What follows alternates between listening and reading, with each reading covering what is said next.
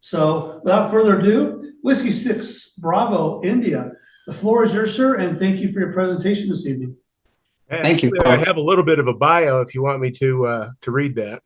Do you want to read it for you can. I mean, you run this, and then I would ask everybody else, if you're not speaking, to please go on mute just in case. And we're also recording this, so this will be available on YouTube hopefully in the next couple of days as well. Yeah, and I mentioned a little bit about my history learning about mesh, and I found Orv on groups.io with a group that he works with. But Orv, Whiskey 6 Bravo India, is a retired Linux system administrator, an ARRL Santa Barbara section technical specialist, and an AREDN project manager. First licensed as Whiskey November 6, Whiskey Echo Yankee in 1967. He's been into digital ham radio all his life, starting with CW. He worked his way up through RTTY, Pactor, Packet Radio, and PSK31, and started messing around with ham radio networking in 2014. He helped deploy the initial ham radio network nodes and backbone build-out in Ventura County and Western Los Angeles County. He currently administers several dozen of those networks. He's also active in coordinating the build-out and maintenance of the wider Southern California ham radio network, which now spans from Paso Robles in Central California, south of the Mexican border, and east to Las Vegas, comprising over 550 nodes, both hilltop and ground level, including hospitals, police departments, and emergency operations centers. He has given over 90 presentations about ham radio networking using software from the Amateur Radio Emergency Data Network over the last 5 years and mentored many hams worldwide on ham radio networking. He's active in AREDN groups in Facebook, Slack, Telegram, and Discord, and monitors the forums on the AREDN website. And thank you, Orv, for joining us. Thanks, Bob. Thanks, Chuck. Anyway, thanks for the nice introduction, Bob. Yeah, this is my 94th presentation over 5 or so years. So anyway, let's get started. What the heck is AREDN? Obviously, the Amateur Radio Emergency Data Network. It uses off-the-shelf wireless hardware. If you remember back in the bad old days of broadband hamnet, you had to hack on a Linksys, one of the old Linksys boxes, WRT54G. It's pretty ugly. So because it's off-the-shelf hardware, the entry barrier is a lot lower. You load the custom AREDN software, and it creates an IP network. This is like the internet with a lowercase I. But the software does network and route discovery. You don't have to configure any of that yourself. It's easy to configure. You don't need a lot of network knowledge. And assuming line of sight, you can go up to 20 miles with decent hardware and do pretty well as far as performance goes. But, you know, it's just infrastructure. It doesn't do anything. It lets you get to stuff. Things like services, keyboard to keyboard, voice, video, messaging, document editing, file sharing, web servers, repeater linking, games, and pretty much anything you can hang on the internet, subject to the Part 97 regulations. So I'm going to show some examples of some services. We have played with almost all of these locally. We don't currently use all of them locally, but it'll give you a flavor of what's out there. Collaboration servers. These are the things that you've seen, like gamers use to coordinate their teams in movies or TV. Some examples are TeamSpeak, Mumble, TeamTalk. In fact, if you go to Wikipedia, you'll see a list of over 24 collaboration servers. They all have voice and video chat, file sharing, desktop sharing, and there's some other features too. You can use a speaker or microphone because these are voice servers, or you can use a headset for better audio. This is not your father's FM repeater. These are full duplex conversations, which means you don't have to wait for the other guy to time out the repeater. You can interrupt him rudely, just like you do a normal conversation. And you can have simultaneous conversations. That sounds weird, but I'll explain how. And this is not your father's 300 to 3000 hertz communications audio. If the codecs on each end find a good network between them, and they usually do, they will upgrade to the highest quality audio they can generate.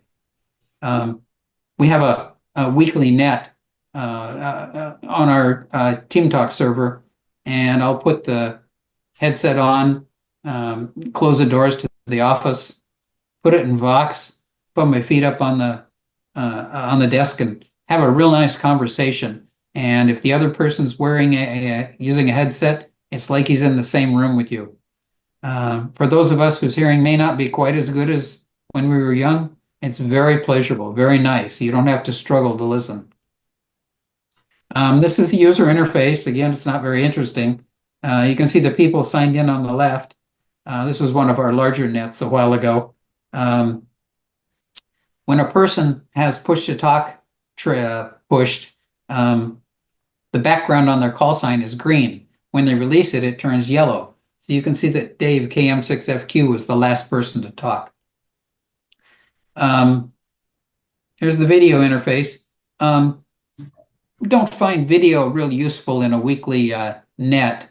We can enable it if somebody wants to show something. I did this to test the network, stress test the network on a server, and it did fine. Obviously, those are not HDTV. Typically, they're 640 by 480 by 10 or 15 frames per second. And that's about 700, or let me think, about 100 kilobits per second per each stream. And they're constant, unlike when you're talking. So that's about 700 kilobits per second up to the server and back down. And that was a Raspberry Pi 3 at the time, and it handled it just fine. If you've ever used Slack at work, it's a communications hub. There are a couple of open source Slack wannabes, Mattermost and Rocket Chat. We use Mattermost. They all allow text and pictures. They support multiple channels. They all have a web interface, and they all have apps for pretty much every OS you want. This is our Mattermost server. This was quite a few years ago. Eric, KG6WXC, was camping out in the high desert with his wife and daughter in a tent when the Ridgecrest 7.0 earthquake hit. They got bounced around a lot, but they were out in the flat, no harm, no foul. And the next day he drove out and took this picture. Now, there's no AREDN network out in the high desert. There wasn't then, and there still isn't. However, Eric runs two Mattermost servers, one on the internet and one on the mesh network, and they're tied together. So he took this picture with the Mattermost app on his Android phone, and we were able to see it on the mesh network. So it's pretty slick. This is Rocket Chat. We don't run it. I've used somebody else's Rocket Chat, and it works fine, about the way you would expect it. Voice over IP. We use it in Team Talk, but you can use telephones. This particular one is a Grandstream phone. We settled on those because we have a Grandstream PBX, a purchased PBX. The guy who set up the network was not comfortable with Linux back then. He's doing better, but he decided to purchase an off-the-shelf PBX. I don't know, it was under $300 and supports way more features than we need. Anyway, if this was a video, you could see the red light flashing say that there's a voicemail waiting, and you can see it said I missed a call. And here's the PBX where it used to sit. It's been moved to a different rack, but now it's buried and you can't see it. But it gives you a flavor of what it would look like. This particular rack is on Sulphur Mountain, south of Ojai, California. Another thing that's important for us out here, and actually maybe for you, is cameras. And I'll talk about that in a second, why that might be important. If you know the West Coast, you may or may not recognize Morro Bay and Morro Rock off in the distance. This is one of my PTZ cameras here in Simi Valley. Happened to be looking west. I took this 6 or 7 days ago. When we added a PTZ camera to this site, we took the existing bullet camera at the site, just pointed it down and called it a security camera. It's come in useful a couple times. And this is what started it all. Back in late 2016, early 2017, the wireless stuff had matured enough where another ham and I started building a microwave backbone across Ventura County, east and west. And we were hanging AREDN nodes here and there as user access points. And this one happened to be on Sulphur Mountain. And Paul had hung an old junker camera off the computer up there just for grins. And in September of 2017, another tech specialist, Ben, AI6YR, sent me a link to an article on how to stream webcams to YouTube. He said, why don't you try this out, see if you can figure it out. It might come in handy someday. So I messed around with it and got it working and sent him a YouTube stream of my my driveway camera. So anyway, 6 or 8 weeks later, the Thomas fire breaks out near Ojai, California, actually near Santa Paula, California. And he pinged me and says, hey, you have a camera up there. Can you take a look, see what you see? Well, it was a different brand of camera, different model, different operating system, but he did manage to get it working in pretty good order. And this is what we saw. So I streamed that video to YouTube for about 45 minutes. This was one of those typical Southern California days with dry humidity, raging winds, and the wind took out an intermediate network point. This is before we had backup power. So anyway, after we lost power here, that fire you see came down the middle of the picture. The light in the middle is the owner's driveway light. This is 46 acres of private property. And the owner's property line extends about 100 yards north of the tower, directly towards the light. Anyway, the fire came down to his property line, turned west, went through the town of Ventura farther to the west and took out hundreds and hundreds of structures. But we got to stream it. And over the following months, we took the lessons learned from this and started putting backup power everywhere we can to harden the network. Started putting up pan tilt zoom cameras, and that paid off. A few days after this happened, I got an email from a fire inspector from the Ventura County Fire Department wanting the URL of the YouTube video. And I gave it to him. It was still up there. It's still up there, actually. Didn't hear anything back directly, but we did hear indirectly that they found it useful because it was the first video of the fire. And the following year, every June, the Ventura County Board of Supervisors declares June Amateur Radio Month. And in the proclamation, they specifically mentioned this video.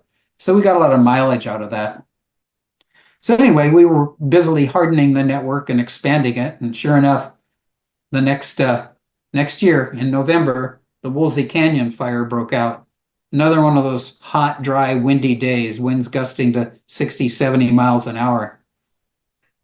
It broke out in Woolsey Canyon, which is about, 3 or 4 screens to the left. You're looking about southwest.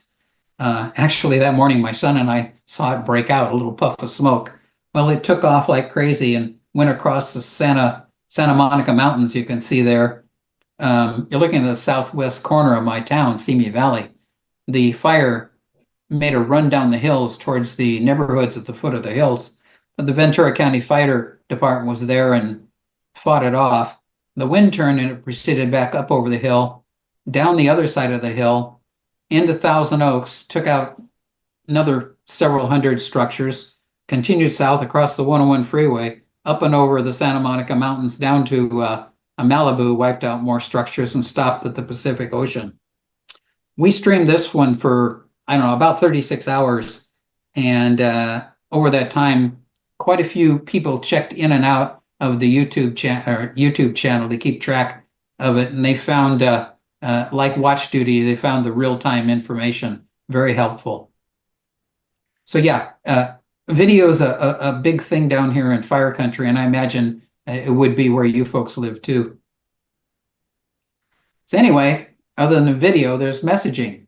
If you've ever had to transmit a single-spaced, handwritten list of supplies to a distant site over a voice channel, you know how slow and error prone it could be. So if somebody had handed you a thumb drive with a text file on it, that would have been a lot easier.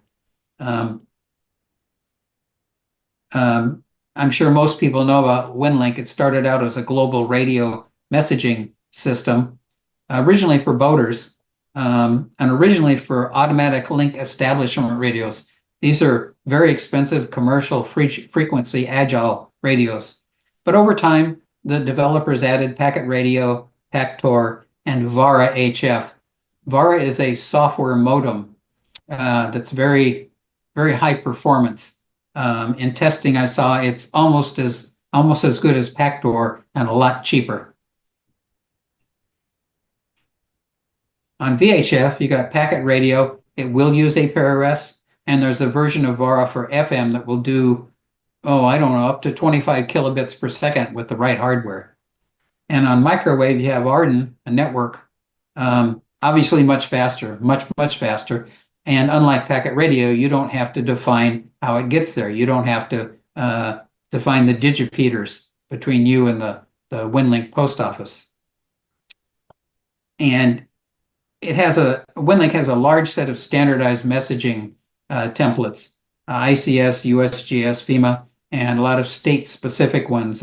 And in the drills, they require you to fill them out periodically and transmit them for training, for drills.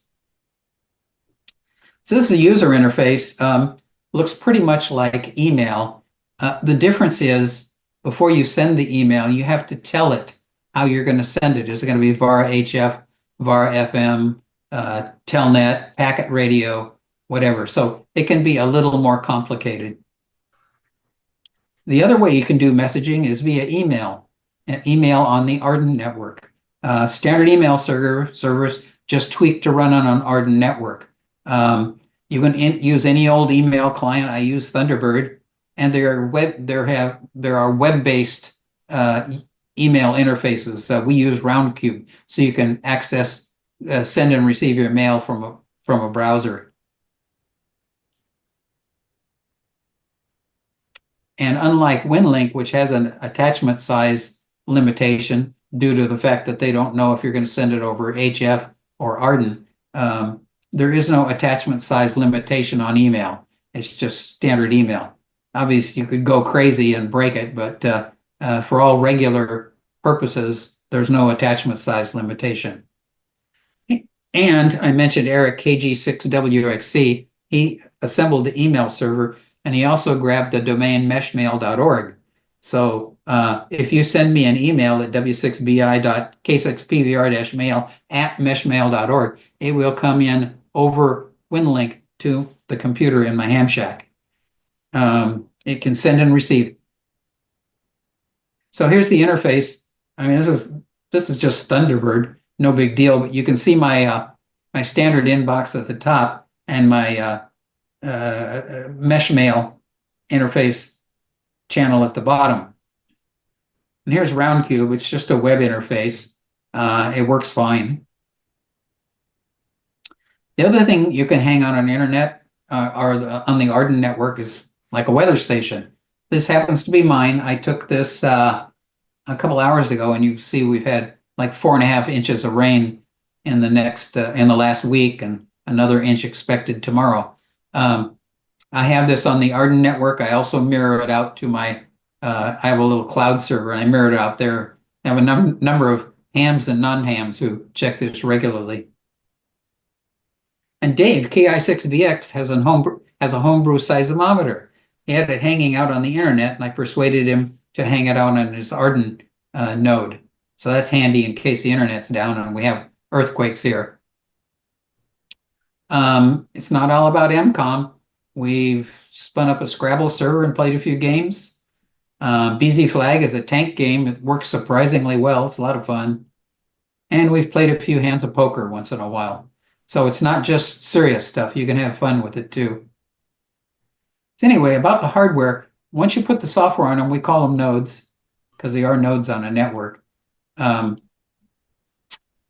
all low power, typically 0.6 of a watt. And they are line of sight. We use mostly 5.8 gigahertz and no trees, no knife edge refraction. Sorry. So like a handy talkie, you usually talk through a hilltop repeater. And the same way with AREDN, be a hilltop node. You'd connect to that and then to the wider network. And even if your node hears multiple nodes, it'll always pick the strongest one. So you might as well aim all your energy that way with a dish network, a dish antenna. And this is a bit of an eye chart, and I don't expect you to read it. This is the user interface for an AREDN node. It's been greatly expanded in flexibility and configurability over the last couple of years. But it's not all that interesting because assuming it's running fine, you don't need to use it. You just use the network to get to the services you want to get to. So enough about that. So the hardware we currently support, it's mostly designed for outdoor use, which means it's obviously weatherproof, and it also uses power over Ethernet. You don't have to run a separate power cable up there. Those radios are sophisticated. They're software-defined transceivers, and they have 2 each for MIMO, which is multiple input, multiple output. What that means is there's 2 transceivers in there and 2 modems, and they transmit into an antenna that has an antenna enclosure that has 2 antennas, one vertically polarized and one horizontally polarized. And it transmits half of the stream on one polarity and half on the other polarity on the same channel simultaneously. And the far end reassembles it. It's magic. If you ever want to get a headache, go to Wikipedia and read up on 802.11n. It's magic. And most of the antennas have built-in gain antennas, and we now support 802.11ac as opposed to the older 802.11n legacy gear. It works much better, and it's well supported now. So if you only got a dozen miles or so to go in your line of sight, you could get by with one of these little microticks. They're, I don't know, 8 inches on a side. And by the way, if you just buy this square antenna, what you get is what I'm showing in the local left. The mask clamps are optional, which is really annoying. So make sure you buy one of those. Here's some things with more gain. On the left, you have a Ubiquity nano beam with 19 dBi of gain, and Ubiquity light beam on the right with 23 dBi of gain. The 23 dBi gain light beam on the right is about $25 cheaper than the nano beam with less gain. Why is that? It's because the nano beam on the left has 2 gigabit Ethernet ports, and there's some times when you want to, and I'll talk about that. But my go-to device now is this light beam. It's cheap, it's rugged, and it's fast. I can't recommend it enough. But if you really want to reach out and smack someone, the Ubiquity Power Beam AC500, and by the way, 500 is the diameter in millimeters. It has 25 dBi of gain. And Microtech has a couple of dishes. You can see them there, the ACD and the ACD XL, with a little bit more gain. The guys who are retrofitting their Go boxes with AREDN capability, or more recently, setting up a dedicated AREDN Go box, like the Microtechs, because they have lower wind resistance. Not recommended for areas where you get a lot of icing because it's mostly made out of plastic, but it works. It's light, it's cheap, and it works very well. If you live in an HOA, hope is not lost. You buy a Microtech Light Dish Feed 5 and a cheap adapter off of Amazon, and you get about 23 dBi gain off an old satellite dish. And your neighbors will probably never notice that it's not pointed at a synchronous satellite. So this is new. This is almost hot off the presses. This is 900 megahertz. It comes from Alpha. It's only 200 milliwatts, but you can put a gain Yagi on it. The Yagi is not included. They do give you a vertical whip antenna, supported by AREDN, and you can pick bandwidths of 1, 2, 4, or 8 megahertz. The chipset for this has only been in existence for about a year, and the devices have only been available for about 6 months now. The software is still in a bit of flux, but it does work. And if you want more power, you can find bidirectional amps. They're not $50 devices, but you can find them. So anyway, I did some testing with a friend of mine, AB6BW, because we sit on the same street. My house, actually, you can see my tower in the middle of the picture. Anyway, there's the 900 megahertz Yagi with the alpha tube there. He is about 7/10 of a mile away down the same street. We did testing, got fairly good results. There's over a dozen trees in the way, and we were able to put a few megabits per second through. Not going to publish the results yet because I was told the other night that the chipset manufacturer, which is called Morse Micro, is going to release an update on their driver in about a month. So we'll retest then. But they do work. And if you're tree challenged, this certainly would be a good way to punch through a few miles. So anyway, over and above the node up on your roof, you need one of these to integrate it with your home network in your shack. And this is a Microtip HAP AC light. You can see I got a cable going up to your outside node. It's got DTD is a device to device. That's just the way the nodes communicate. I didn't say it, but this Microtip has AREDN software loaded on it also. What it will do is any device connected to channels 2, 3, or 4, if it needs to go out to the internet, it will go out port 1 to your home internet, or it needs to go out the AREDN network, it will go out port 5 and out RF wise. So these are great devices. And there's one there, about $100. Practically the Swiss Army knife of AREDN networking. Recommended for everybody. So here's my network interface, a nano beam up about 30 feet on the tower. I've got a node on the network about 2 miles away and has good connections. This is a guy in the San Fernando Valley east of here. There are a set of nodes up on Verdugo Peak behind Burbank, and he has a good line of sight to them because he's set back farther to the west a few miles. But a buddy of his is at the foot of the hills, the Verdugo Peak, and the nodes are set back about 100 yards, so they have a fair shadow. So what this guy does, N6IMY, he picks up the signal from Verdugo Peak, from one of those, and retransmits it on a different channel to his buddy who's shadowed. And that's why you would use 2 Ethernet ports. That's an older nano station there, and nowadays you'd use a nano beam. But it lets you run a single Ethernet cable up your mast. It goes in and out of the dual port device and then back to the node. Powers both, and both nodes can put their network data on the cable. So this is called a sector antenna. It's called that because it illuminates a sector of the compass rose, typically 120 degrees. This is what you'd use on a hilltop. Inside that are 2 antennas. One's a 120 degree vertically polarized antenna. The other's a 120 degree horizontally polarized antenna. And there are 2 SMA connectors on the back, and you might be able to see them coming out to the radio clipped on the back. And it's a ubiquity antenna, and it's a ubiquity rocket radio. Very popular.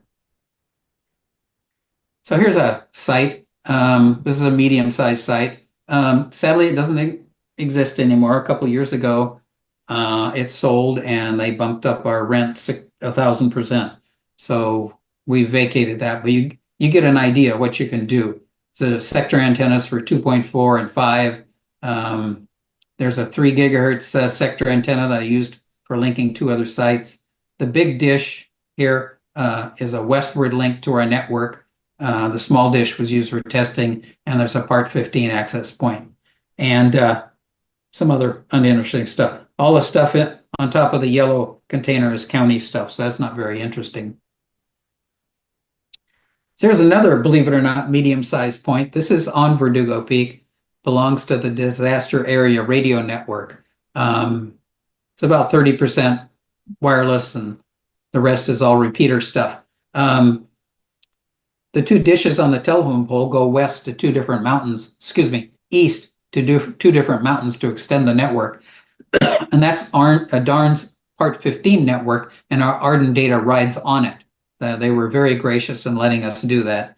There are 3 sector antennas up here that are AREDN. One points west, one points south at 5.8 gigahertz, another older at 2.4 gigahertz. The interesting one is this one with the radome on it. That's a 10 gigahertz backbone network. It points west to South Mountain, about 42 miles away. And over that 42 miles, it does about 1.6 gigabits per second aggregate in both ways. It's a full duplex link. It's not up there now. We took about 100-mile-an-hour gale and it's stripped the aluminum bracket off of the pole, and this wire wound up, the dish and radio wound up about 100 feet downwind. But it's been repaired and we'll be putting it back up soon. This is obviously not a ham radio site. This is a commercial site on Pleasants Peak, which is eastern Orange County. If you know where, if you know where Orange County, east and southeast of LA. It's a commercial site, but one of the AREDN developers lives in that area, and the owner was ham friendly. So over the years, Joe has put up all this gear, the AREDN gear. You can see with the yellow printing and arrows. What you can't see below the photo is there are dish antennas pointing at least west and east. I think there's one pointing south for backbone links. So this is a major network hub. So anyway, what's out there? A few samples. This is the AREDN network map in Yakima. Chad, KA6HAK, is doing a good job of putting it up there. He's got pan-tilt zoom cameras on a couple of the mountaintops there, and he has, in fact, streamed brush fires. You can see the color codes for the various radios. Why would there be gray with no RF? That's an AC3 or one of the earlier versions sitting in a shack as the radios are turned off. Here's Oregon. They have a nice network. They're very well organized. They have a lot of stuff on their network, a lot of services. Here's San Francisco. Looks a little wild and woolly, but they're gradually pulling stuff into real live backbones. They're using 6 gigahertz and 10 gigahertz across the bay. And they're reaching out and pushing out towards Sacramento, making good progress. Here's you folks. There's Colorado. A little bit sparse, but there is some activity. So what I did was I had a little fun. I pretended we had a node, or we were looking down from Lee Hill, and this is a line of sight coverage. All it knows about is terrain. It doesn't know about trees, doesn't know about mountains, but this is what you could see, line of sight only, from Lee Hill. So I put a simulated 120-degree sector up there, and I stopped it at 20 miles. At 20 miles, you need a fair-sized dish to work it, but it would work well. This would be a great spot for a sector antenna. So I took your safety and justice building, and I did a same line of sight coverage from about 20 feet on top of looks like a 2-story building. It's probably 30 feet tall. And this is the coverage. You can see it's a little spotty. Then I used another tool and said, okay, show me true line of sight. The gray is the ground. And you can see the green bar between the two sites. And I went to intersection of 66 and Main. Was 4.5 kilometers away. You can see the blue dot, the blue pin is on top of your safety building, and the green dot is out at that intersection. But if you look down at the bottom, the blue antenna is 10 meters up, which is okay for your building and safety because it would be up on a 10 or 20-foot pole. But the green antenna would have to be almost 30 feet up also because of stuff in the way. So then what I did was I said, okay, here's Lee Hill to N0OM. And you can see the line is green, even though it's 30 kilometers. You can see the terrain drop off from the hills. And down at the bottom, you can see it says each antenna has to only be 1 meter off the ground. Obviously, that's not realistic because you're going to have trees and stuff in the way. Obviously, if it's a radio site, you could put it up, 10 or 15 feet or 20 feet. At the far end, at N0OMs, it would have to be higher to clear his house. So what I did was, I said, well, there's the bearing from Bob's house. You'll notice just north of there, he's got some trees. But if he moved it, the antenna above his garage, he might have a good path. And unlike coax cable, where you have to worry about length, you can put up to 100 meters of Ethernet cable between two devices. So yeah, this gives you an idea of the tools you can use. Anyway, where do you get AREDN info? From the AREDN website, obviously, ardenmesh.org. At there's a list of supported products. And by the way, in the list of supported products, there are about 25 that are flagged as sunsetted.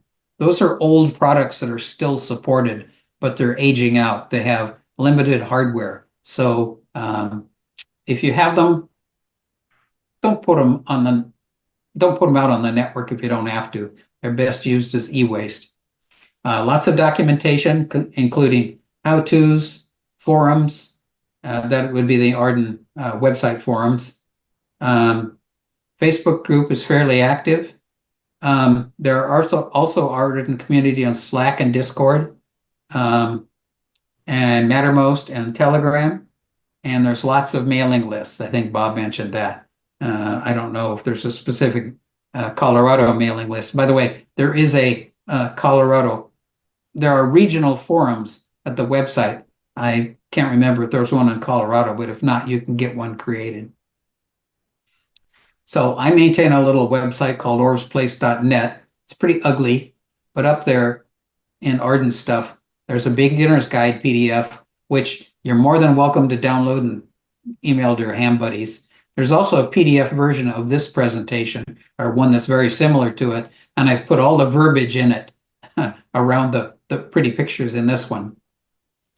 And there's a little how-to on how to get the AREDN network working with WinLink, or how to get WinLink working on the AREDN network, I could say. And links for line-of-sight calculators and stuff like that. And I've ripped through this. I hope I didn't put anybody to sleep. Any questions? Online? Oh, I got to stop sharing. Hang on. There we go. You're good. So can we get a copy of your presentation there, or did you say that's up on your net or online?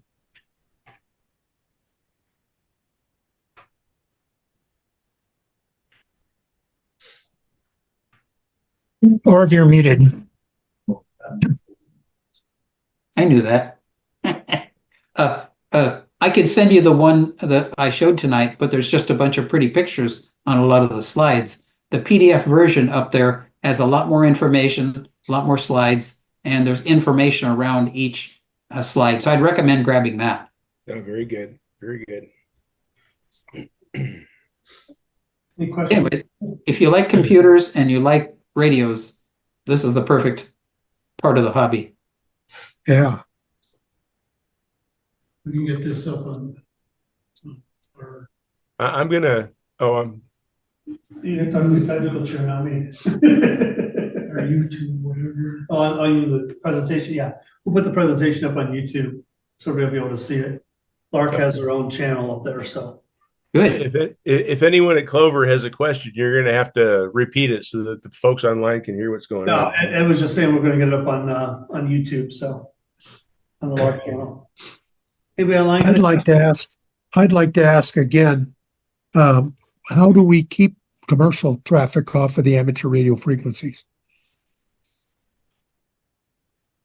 Self-policing the same way you do on a voice channel. You can't configure an AREDN node unless you have a valid call sign. Oh, So, I know, but every once in a while, if you're on even a Zoom call, or if you're out on YouTube, something will pop up that, isn't supposed to be there. well, sure. Self-policing, so far it hasn't been an issue in 10 years. Okay. If somebody had set up something to, I don't know, order pizzas or something like that, somebody would say something. Okay. Thank you. Anybody else got any other questions? I'm gonna change the subject just for a moment. I'm gonna send you an email probably tomorrow, or as a retired Linux administrator, I'm trying to learn Linux, so I would like a good primer, a good resource for learning. Sure. But, like I said, we can do that offline. But You got an old computer lay around? Throw Linux on it. It's the best way to learn. I've got Ubuntu loaded on one, but just I've been using Microsoft for so many years. I wash my hands with bleach, but a lot of things like installing software is not intuitive. So I'm sure a few minutes it would probably come to me. But Now, I don't want to get off the subject, and I promised my wife I would take her to dinner, so I can't stay too long. I run Kubuntu.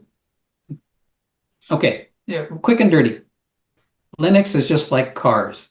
Underneath the hood, they all have four wheels, they all have a transmission, they all have an engine. What's different is the knobs inside. So Linux has different DEs, desktop environments. Ubuntu has, I don't know, whatever they have, GNOME, I guess. I use Kubuntu, which runs KDE Plasma on the front, which is very, very friendly. People like Mint Linux because it's very Windows-like.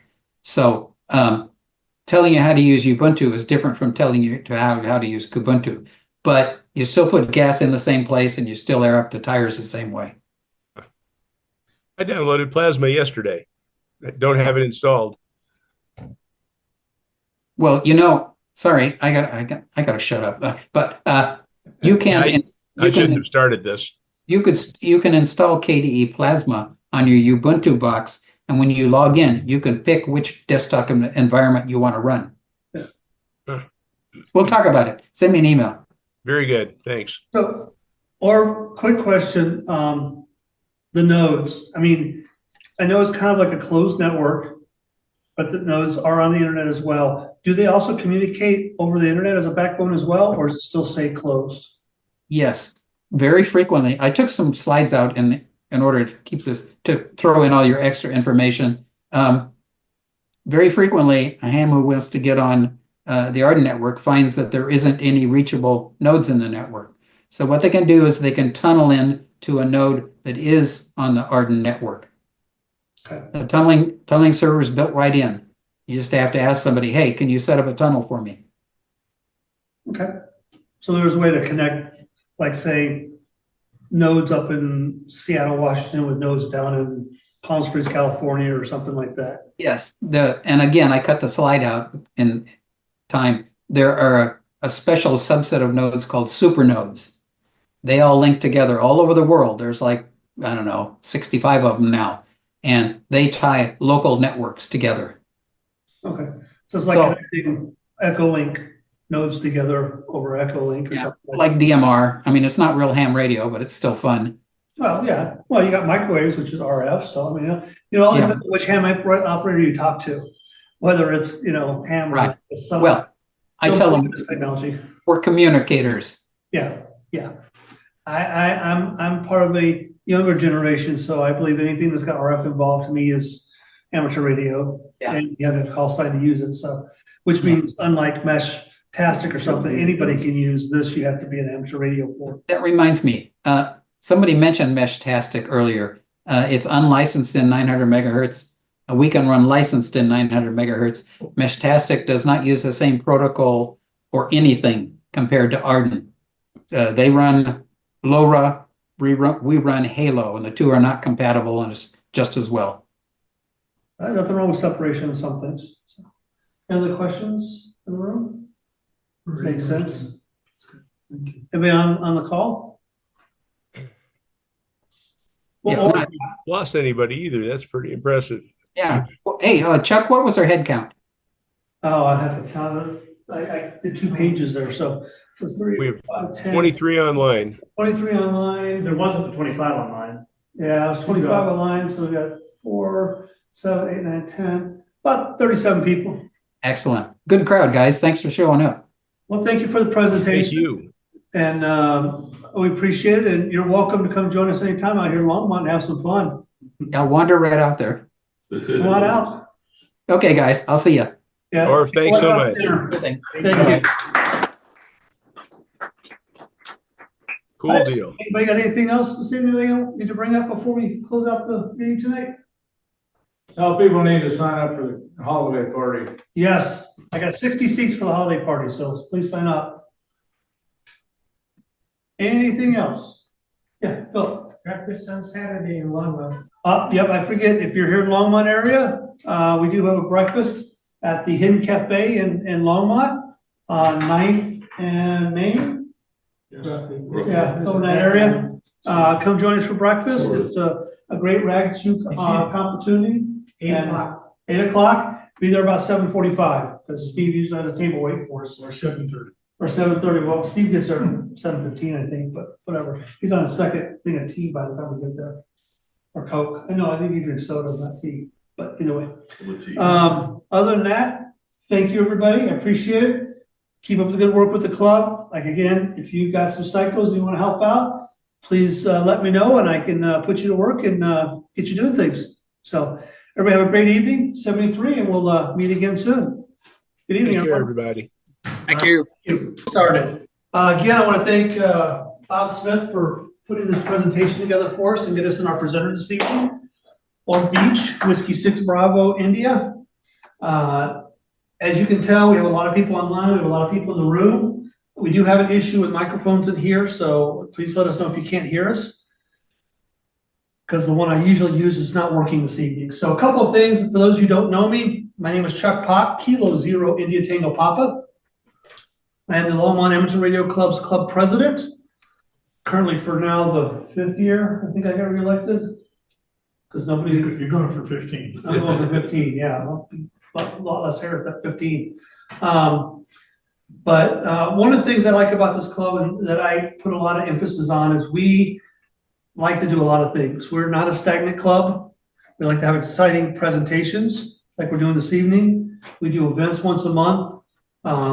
Our format's a little bit different than some clubs. Some clubs you pay your dues and then it just supports the repeaters and you do a couple events during the year and that's it. Not at LARC. We do, as a club president, I promise one club sponsored event every month, even if it's a small fox hunt. We do something in this club. We do summer field day, winter field day. We have a ham fest in April, which is the first weekend in April. For those of you who are around and you want to help with the ham fest, I am looking for volunteers now. Please let me know. And we also, all of our events, everybody's welcome to attend our events. It's not club members only. So everybody's welcome, okay? If you would like to know more about our club, please, on our website, Whiskey 0 Echo November Oscar, sign up for our newsletter that I send out once a month. And I will get, you can kind of see what we're doing and keep track of what's going on with LARC. A couple of things for people who are local, or even if you're not. We have our Christmas dinner coming up December 9th. If you'd like to attend that, check out the website. It should be at the very top on how to sign up for it. Thank you, Bob, for pointing that out, and I fixed it. So you can now sign up for the Christmas dinner. It is limited to 60 people because of our venue, but it's going to be barbecue, beef, pork, and chicken with mac and cheese, and then you can bring a side dish. It's $14 a person, and bring some dessert or salad or something if you want to attend that. We're going to play some games, maybe sing some music, and then Elf Chucky will probably be working part of that night doing Elf Chucky work. Speaking of Elf Chucky, for those of you who are interested, for the 5th year in a row, Longmont Amateur Radio Club is sponsoring SOTA, Santa on the Air. I started this about 5 years ago with a real Santa Claus. Unfortunately, he has retired and is no longer doing Santa anymore for us. So Elf Chucky is looking for Santas and elves to help out. We talk for about an hour. It's run like a net. On our repeaters here in Longmont, we link to the Northern Colorado Amateur Club repeaters. And currently we're also linking to the Alfred Memorial Radio Club up in Stone Mountain, Georgia, over Echolink. If you have a club that'd like to participate and join us over Echolink, you're more than welcome. It's a lot of fun. I've had children from all over the world call Santa on UHF, VHF, or Echolink. So one of the other things that we do also is Elf Chucky personally fills out every contact card, QSL card, to the boys and girls around the world, no matter how old they are. And it gets mailed to them before Christmas. So that's why we only run from the 29th of November to December 13th. With the North Pole postmark. With the North Pole postmark, yes. So that's why I have to do it by the 12th, because I got it by the 13th of the post office. So if you're interested in participating or listening, please do so. This year, I am going to try to do it over Broadcastify. I do have that set up. That's not over the repeaters. It's local at my place, so it shouldn't affect anything. But Broadcastify, look for Longmont Amateur Radio Club, and you can listen to Santa and Elf, whatever elf is on the air, talking to Santa and the children around the world if you're interested. Again, if you're interested in maybe participating, I'm still looking for some elves and Santas to help out. Contact me at Kilo Zero India Tango Papa at Whiskey Zero Echo November Oscar.org. I do have a script this year, so it's kind of scripted. The script's different each night, but we have a lot of fun. And I've had comments from adults around the world that said this is, kids get these cards and they're already talking about becoming amateur radio operators and they think it's the best present in the world. So it's a blast and it's a lot of fun helping the kids. We also have, for folks that are local, we have our Christmas parade coming up December 13th. If you'd like to participate and help with the Christmas parade here in the city of Longmont, as a sit on the corner, make sure nobody does anything crazy or gets hurt. It's a good e-com exercise as well. We just did one last weekend for the turkey trot here in Longmont, and we actually had an actual emergency that we participated in and helped make sure that we could get paramedics out to it and stuff like that. So first time I've ever had to do it, and kind of scared me a little bit, but we made it through, and I think hopefully the city appreciated the additional radio communications that was involved with that. Because unfortunately, the only paramedic we had was on a bike. It was on the racetrack, and it was a 10K. We couldn't find. So we couldn't find the person. So I was calling all the other people, and you see the medic, send them this way, and things like that, because apparently they were trying to contact them. So, but it ended up working out. The gentleman was okay. He basically looked like he was dehydrated and fell on the track. So, but it was a lot of fun. People dressed up as turkeys and other things, and it's a nice 10K that we do every year in Longmont. After the first year, we'll be doing a winter field day. If you're interested in that, please contact me as well to help planning that. That's in the planning stages with Farm Ham. Again, this year's a joint, and we're still trying to work that out. So more information to come on that. Again, Ham Fest is in April. If you're interested in helping with that committee as well, I'm looking for volunteers to help with that. That's our big SWAT fest that we have every year to help support the club. And then last but not least, if you just want to help in general, I'm always looking for volunteers. So please let me know if you're interested in helping out. We can use whatever help we can get, because it takes a village to run a club, not an individual. So, or individuals, it's a village. I got a couple of board members here. Bob, our treasurer, you have anything? No, we're in good financial shape. Okay, good. Steve? Chuck, I'd just like to acknowledge the fact that we had 12 people come out for the turkey trot. It was real good.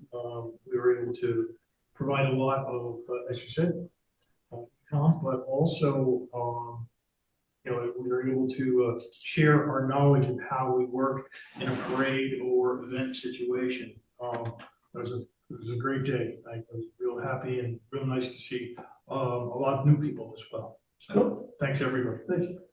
Ed, you have anything? No. Okay. Ed's our secretary, Bob our treasurer, and Mark our technical chair. You got anything for us?